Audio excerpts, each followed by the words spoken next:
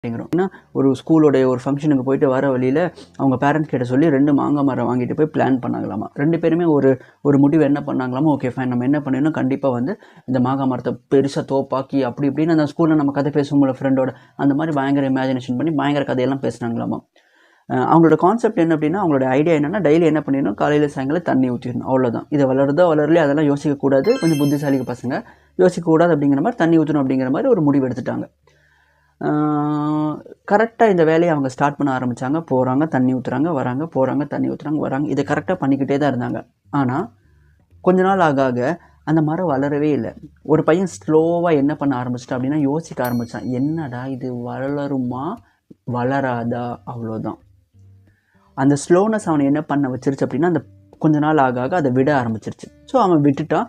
அந்த மரம் என்ன ஆக ஆரம்பிச்சிருச்சு அப்படின்னா, அது வாடி அது இறந்துடுச்சு. இவன் என்ன பண்ண ஆரம்பிச்சிட்டான்னா, இவன்